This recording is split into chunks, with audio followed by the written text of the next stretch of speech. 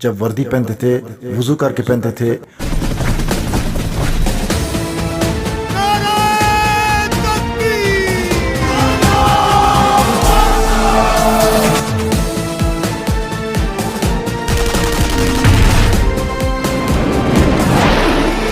یہ غازی یہ تیرے پراسرار بندے، یہ غازی یہ تیرے پراسرار بندے جنہیں تو نے بخشا ہے ذوق خدائی۔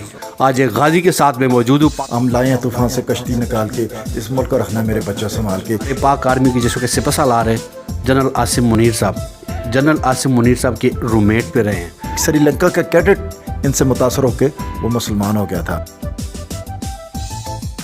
تھرل پہ ایلی اوپر اٹھتا ہے، میں اس کے نیچے تھا۔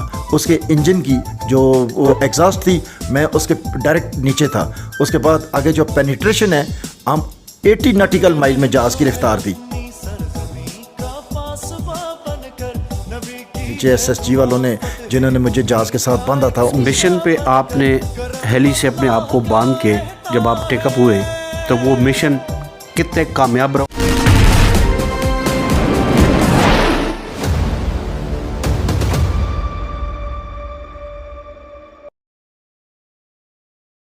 بسم اللہ الرحمن الرحیم۔ السلام علیکم ناظرین، میں ہوں ابراہیم اور آپ دیکھ رہے ہیں لب آزاد ٹی وی۔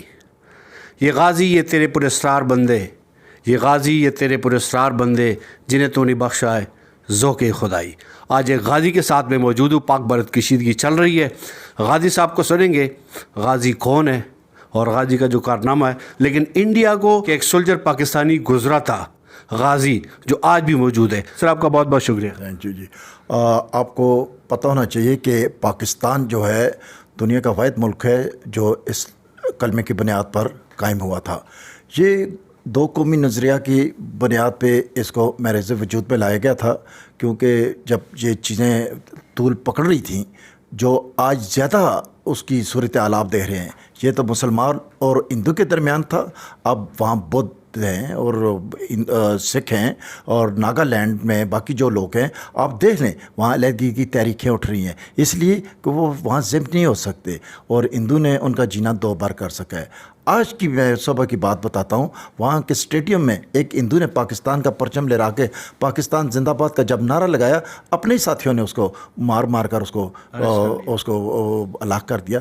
یہ وہ چیزیں ہوتی ہیں کہ انڈیا میں بھی اب ہمارے بارے میں یہ خبریں آ رہی ہیں کہ پاکستان اس طرح کا نہیں تھا اور جس طرح انہوں نے بنا چڑھا کر پیش کیا۔ آپ دیکھ لیں وہاں سے جب سکھ پاکستان میں آتے ہیں تو وہ یہاں سے جانے کا نام ہی نہیں لے کے۔ ابھی بھی ایک جوڑا ہے جو انڈیا کا ہے لیکن وہ پاکستان میں رہ گیا، وہ کہتا ہے جی ہم نہیں چاہتے، آپ ہمیں مار بھی دیں ہم نہیں جائیں گے۔ یہاں کی مہمان نوازی، وہاں کی تہذیب، یہاں کا کلچر جو ہے وہ ہمارا اسلام سے انرچ ہے، اور جب کہ وہ جو لوگ ہیں وہ لادین لوگ ہیں، ان کو کچھ بھی نہیں پتہ، ان کی تعلیمات نہیں ہیں۔ وہ آپ دیکھ لیں ہم آب زمزم پینے والے ہیں اور گائے ماتا کا وہ یورین پینے والے ہیں۔ اب ہمارے اور ان کے درمیان کیا ہے؟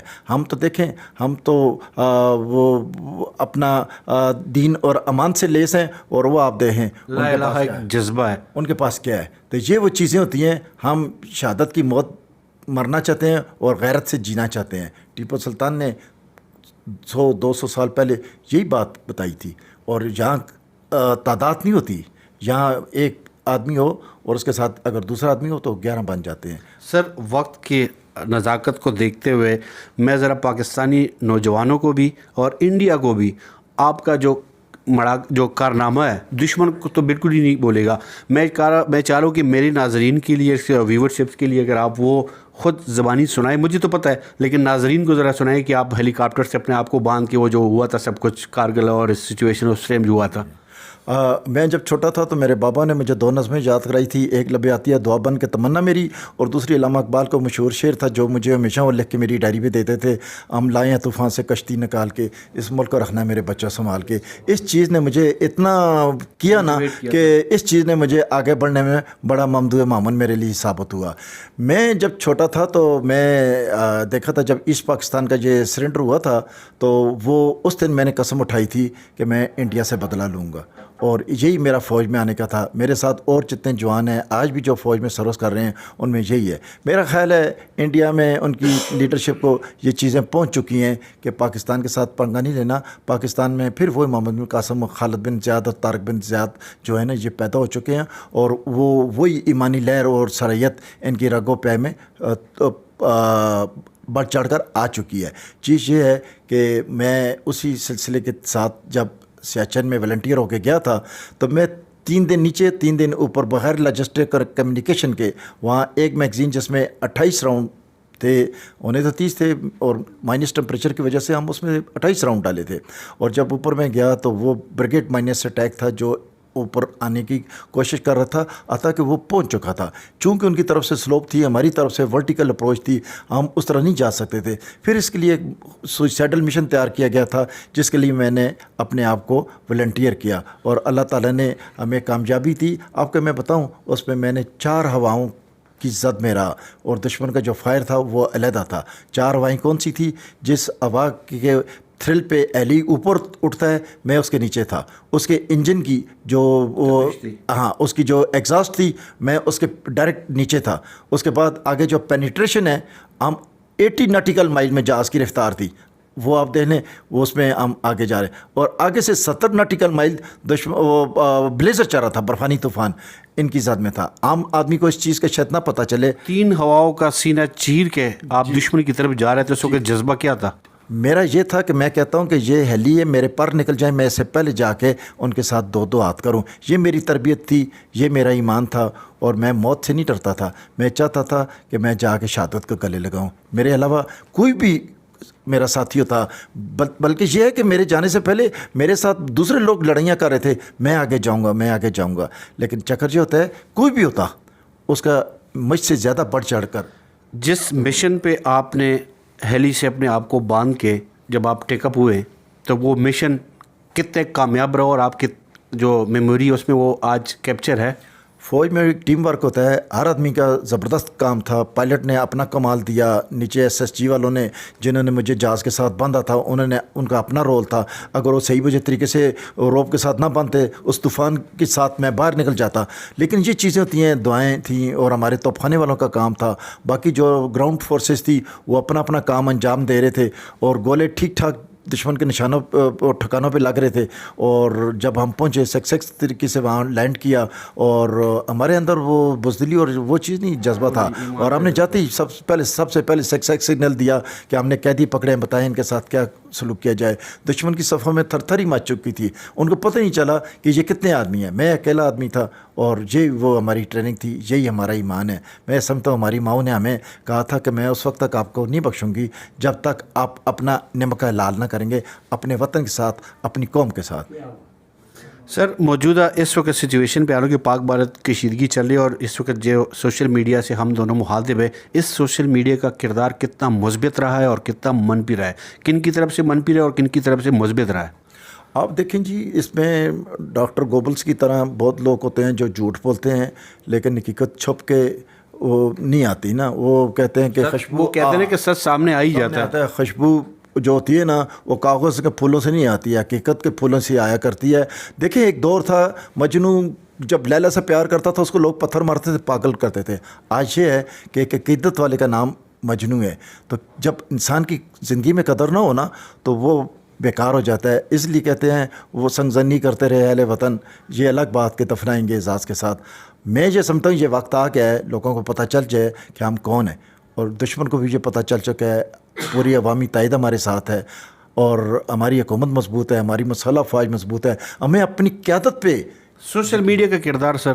سوشل میڈیا میں دیکھیں جی، یہ ایک زبردست چیز ہے اگر اس کو پازیٹیو طریقے سے استعمال میں لایا جائے.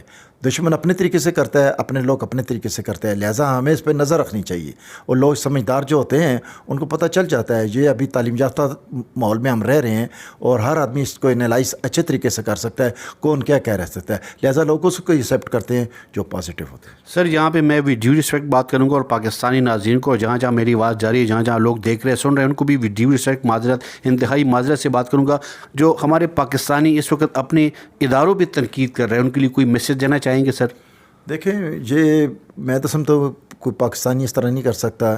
یہ بیرونی قوتیں ہیں, یہاں بہت لوگ ہیں اس طرح کے. ابھی یہ میڈیا کا جو آپ پتہ ہے, یہ سائنس ٹیکنالوجی بہت آگے تک پہنچ چکی ہے.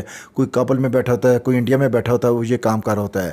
ہمیں اپنی قوم پہ ناز ہے. ہماری تربیت اور ہمارا جو لوگ ہیں یہ دودھ کی طرح صاف ہے. اور میں یہ سمجھتا ہوں کہ پاکستانی نہیں کر سکتے, دشمن ہماری صفوں میں ہیں اور نقصان پہنچانی کرتا ہے. اور ہمیں اگر کوئی نقصان پہنچے, کسی بھی جگہ پہنچائے, وہ اپنے لوگوں سے پہنچائے. جبکہ ہم نے میدان جنگ میں پروف کیا ہے ہم کون ہیں. آپ دیکھ لیں 71 کی وار میں فیلڈ مارشل مانک شاہ نے لوگوں کی سائٹیشنیں بھیجی ہیں کہ اس کو 17 جرت دیں اور دیں. ہمارا کیپٹن شیر کو دیکھیں, وہاں سے جب اس کی ڈیڈ باڈی ہے دشمن نے اس کے جیب میں ڈالا تھا کہ اس کو نشان حیدر دیں. یہ چیزیں ہوئی ہیں. تو جب ہم نے ابھی نندن کو بھیجا تو اس کو تو یہ نہیں لکھ کے بھیجا تھا کہ اس کو آپ معافیچہ کر دیں. سر آخر میں آخری سوال 2-1 منٹ لوں گا. ناظرین کو شاید نہیں پتا کہ ہمارے پاک آرمی کی جس وقت سپہ سالار ہیں جنرل عاصم منیر صاحب کے رومیٹ پہ رہے ہیں. سر تو اس وقت موجودہ صورتحال میں ہماری پاک آرمی کتنے دشمن کو منہ توڑ جواب دینے کے لیے تیار ہے؟ اور عاصم منیر صاحب کو آپ کلوزلی جتنا آپ جانتے ہیں شاید میں بھی کوئی اور جانتا ہوں. دیکھیں جی, ابھی میرے خیال ہمارے 37 سال ہو گئے ہیں, میں ان کو جانتا ہوں. میں نے اس افسر کو اس طرح دیکھا ہے کہ یہ جب وردی پہنتے تھے وضو کر کے پہنتے تھے اور ہمیں بھی سکھاتے تھے. اور میں نے کبھی نہیں دیکھا کہ وہ وقت ایسا نہ ہو جب انہوں نے تہجد نہ پڑھی ہو. 5 وقت کی نماز تو پڑھتے تھے. اور جب آئے تھے تو یہ قرآن پاک حفظ کر گئے تھے اور اپنے کمرے میں منزل کی قرأت کرتے تھے اور اس کا ریویژن کرتے تھے. اور ہمارے اس دور میں ایک سری لنکا کا کیڈٹ ان سے متاثر ہو کے وہ مسلمان ہو گیا تھا. پھر ان لوگوں نے کہا تھا یہ ہمارے لیے سفارتی مسئلہ بنے گا, آپ ٹھیک ہے ہوں لیکن ادھر جا کے اعلان کریں. یعنی کہ یہ تو ہے. اور میں نے ان کو دیکھا تھا کہ ان کی وجہ سے ہمیں جو چیزیں سیکھی تھیں وہ ہماری کامیابی کا زینہ بنی. ناظرین, ہمارے سپہ سالار کو جب نان مسلم دیکھ کے ایمان کے دائرے میں اور دار اسلام میں آ جاتے ہیں تو ہمارا جذبہ کیا ایک جذبہ ہے. اور ایسے جیسے غازی ہمارے موجود ہو اور پاکستان کی آرمی کے ساتھ ساتھ کروڑوں کے حساب سے جو پاکستانی قوم ہے وہ اس وقت انڈیا ہو چاہے کوئی بھی دشمن ہو, پاکستان کی طرف میلی آنکھ سے دیکھے گا تو منہ توڑ جواب ملے گا جیسے ماضی میں ملا ہے.